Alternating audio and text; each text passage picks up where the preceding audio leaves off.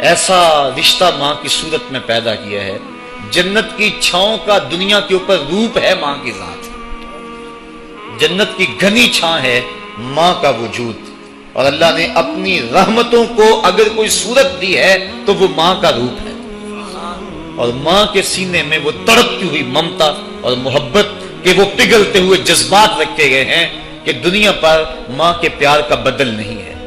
میں کہا کرتا ہوں آج کوئی شے بھی خریدنے نکلیں تو آپ وثوق سے نہیں کہہ سکتے یہ خالص ہے، ہر شے 2 نمبر دستیاب ہے، ہر شے میں ملاوٹ ہے، لیکن ایک چیز آج بھی ملاوٹ سے پاک ہے اور وہ ماں کا پیار ہے۔ ماں کی محبت آج بھی کھری ہے اور آج بھی اس میں کوئی ملاوٹ نہیں ہوئی۔ بچہ بوڑھا بھی ہو جائے لیکن ماں کے لیے وہ بچہ ہوتا ہے، ماں کی دعائیں اسی طرح اس کے لیے ہوتی ہیں، اور بچہ آغوش مادر میں آ کر پھر طفل سادہ رہ جاتا ہے۔ یہ ماں کا پیار اور ماں کی محبتیں۔ ایک شاعر نے ماں کی محبت کا نقشہ کھینچتے ہوئے کیا خوبصورت بات کہی، وہ کہتا ہے مدت ہوئی میری ماں نہیں سوئی تابش، میں نے ایک بار کہا تھا مجھے رات کو ڈر لگتا ہے، کہا سحری کے وقت میں نے ایک بار اٹھ کے رات کو چونک کر کہا تھا مجھے رات کو ڈر لگتا ہے۔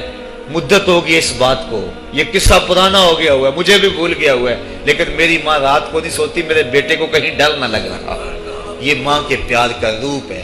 علامہ اقبال جب ان کی والدہ انتقال کر گئیں تو وہ دیار غیر میں تھے، تو اس وقت انہوں نے ایک طویل مرثیہ لکھا اپنی ماں کی یاد میں، جس کا عنوان ہے والدہ مرحومہ کی یاد میں۔ اس کے اندر لکھتے ہیں آہ اب وطن میں ہوگا کس کو میرا انتظار، آہ وطن میں ہوگا اب کس کو میرا انتظار، کون میرا خط نہ آنے سے رہے گا بے قرار، آرزو لے کر تیری خاک مرکد پہ آؤں گا، اب دعائے نیم شب میں کس کو میں یاد آؤں گا، کون پچھلے پہر اٹھ کے دعا کرے گا۔ ہر ایک سے کہنا پڑتا نا جناب دعا کرنا، مولوی صاحب سے بھی عرض کرنا پڑتا حضور دعا میں یاد رکھنا، پیر صاحب سے گزارش کرنا پڑتی ہے جناب مجھے دودھ راتوں میں اور چاندنی راتوں میں مجھے یاد رکھنا، حاجی کو معتمر کو کہنا پڑتا جناب دیار حرم میں جا رہے ہو اور دیار حبیب میں جا رہے ہو وہاں مجھے دعاؤں میں یاد رکھنا، سین حرم میں بھی اور جالی کے سامنے بھی ہر ایک کو کہنا پڑتا ہے کہ مجھے دعاؤں میں یاد رکھنا۔ کبھی ماں کو بھی کہنا پڑا ہے کہ امی دعاؤں میں یاد رکھنا۔ ماں کے ہاتھ ویسے اٹھے رہتے ہیں، اور جب ماں کے ہاتھ اٹھ جائیں اجابت کے سارے دروازے کھل جاتے ہیں۔ میں نے پڑھا کتب حدیث میں جو دعائیں رد نہیں ہوتی ان میں سے ایک ماں کی دعا ہے، جب ماں ہاتھ اٹھا دے تو جنت کے سارے دروازے کھل جاتے ہیں، اور یہ لازمی نہیں ہے کہ ماں رابعہ بصریہ ہو تو پھر ہی اس کی دعا قبول ہوتی ہے۔ اپلے تھاپتی ہوئی ماں اور لیپا پوتی کرتی ہوئی ماں جو ہے وہ مٹی سے بھرے ہوئے ہاتھ اٹھا دے تو اللہ ان ہاتھوں کو بھی خالی نہیں موڑتا۔ ماں جب بولتی ہے تو اس کے لہجے میں جبریل بولتا ہے، ماں جب مسکراتی ہے لگتا ہے جنت کی ساری کلیاں کھل اٹھی ہیں۔ ماں کے چہرے کی رونق اور ماں کے چہرے کی جو ہے وہ خوشی بیٹے کے دل کو حقیقی قرار اور حقیقی تسکین دیتی ہے۔ جو ٹھنڈ ماں کے ساتھ نصیب ہوتی ہے وہ کائنات میں کسی اور جگہ پہ نہیں ہے، جو گھنا سایہ ماں کے دامن میں ہے وہ کسی اور جگہ میسر نہیں ہو سکتا ہے۔ وہ کیا کہا تھا کسی نے کہ 5 سٹار ہوٹلوں میں کھانا کھانے میں وہ لذت کہاں جو چولہے پر بیٹھ کے ماں کے ہاتھوں سے پکی ہوئی چپاتیاں کھانے میں آتا ہے۔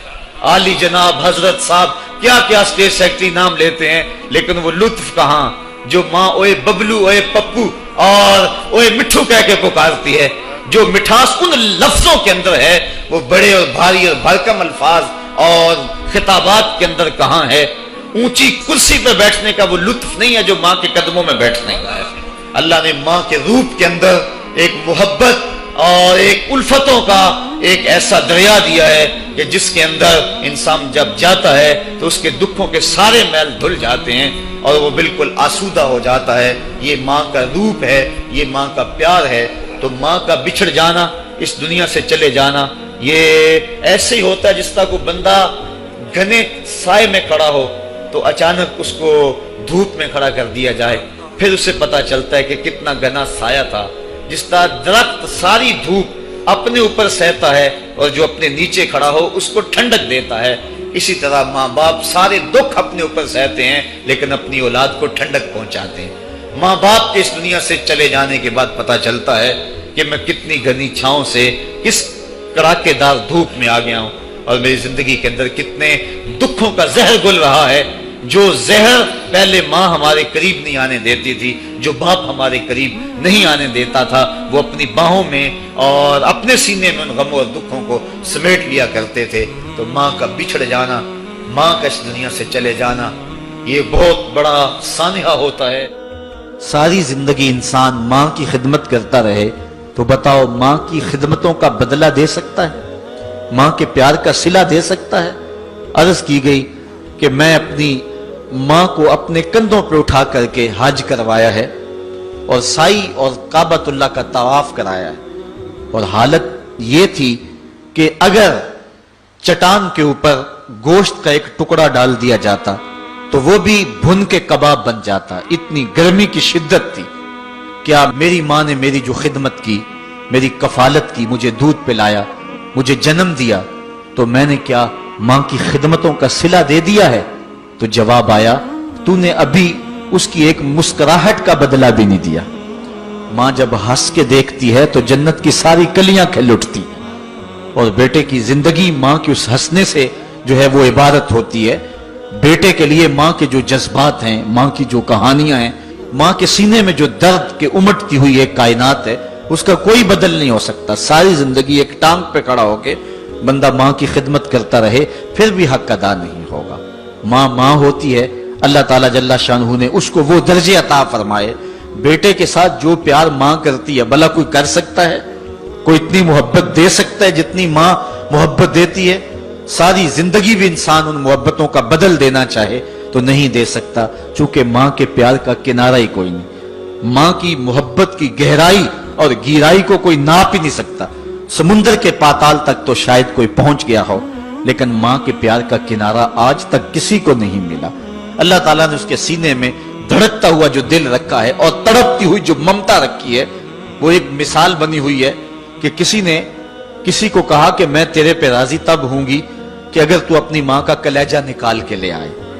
تو اس بدبخت نے اپنی اس محبوبہ کی خواہش کو پورا کرنے کے لیے اس اقدام کی تیاری بھی کر لی، اور جا کے ماں کا سینہ چیرا اور اس کا کلیجہ نکالا، اور اپنی اس محبوبہ کی خوشنودی کے لیے تیز تیز آ رہا ہے کہ میں اس کو دکھاؤں کہ میں نے یہ کارنامہ بھی سر انجام دے دیا اور یہ چوٹی بھی سر کر لی ہے۔ تو تیزی سے آ رہا تھا، راستے میں ٹھوکر لگی، جب گرا تو کہتے ہیں ماں کے کلیجے سے آواز آئی، پتر چوٹ تو نہیں آئی ہے؟ یہ ماں کے پیار کا روپ ہے، یہ ماں کی محبت کا انداز ہے۔ دنیا والوں، ماں کی قدر کو ضائع نہ کرنا، ماں کے پیار کو اور اس کی محبت کا صلہ دے تو نہیں سکتے، لیکن ساری زندگی ماں کی نوکری کرنا اور اپنے باپ کی زندگی کے اندر کبھی بھی نافرمانی نہ کرنا، یہ سعادت مندی اور خوش نصیبی ہوتی ہے۔ حضور نے منبر کی 3 سیڑھیوں پہ قدم رکھتے ہوئے آمین آمین کہا تھا، تو بعد میں پوچھا گیا حضور آپ نے ہر سیڑھی پہ قدم رکھتے ہوئے آمین کہا تو یہ کیا ماجرا تھا؟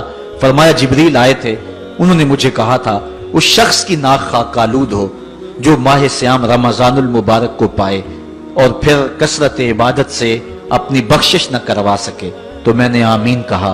پھر کہا اس شخص کی ناک خاک آلود ہو جو والدین کو بڑھاپے میں پائے اور جنتی نہ ہو سکے ان کی خدمت کر کے، تو میں نے آمین کہا۔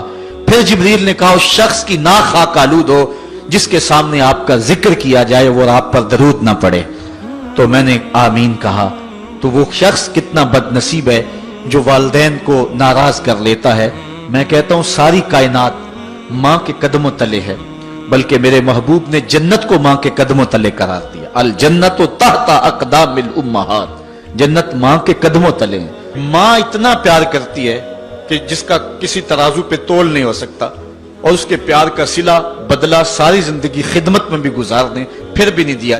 آپ کو اس قسم کی مزید بھی ویڈیوز سے آگاہ کرتے رہیں گے، ایسی معلومات فراہم کرتے رہیں گے۔ اگر آپ نے ابھی تک ہمارے چینل کو سبسکرائب نہیں کیا تو چینل کو سبسکرائب کر لیجئے۔ کمنٹ سیکشن میں ہمیں بتائیے کہ کیا آپ کو یہ معلومات پسند آئیں، اور اگر یہ معلومات پسند نہیں آئیں تو ان کی وجوہات کیا تھیں، اور اگر پسند آئی ہیں تو ان معلومات کو دوسروں کے ساتھ شیئر بھی کیجئے، اور یہ جان لیجئے کہ ہمیں بھی قیامت کی تیاری کرنا ہے۔ وما علینا الا البلاغ المبین۔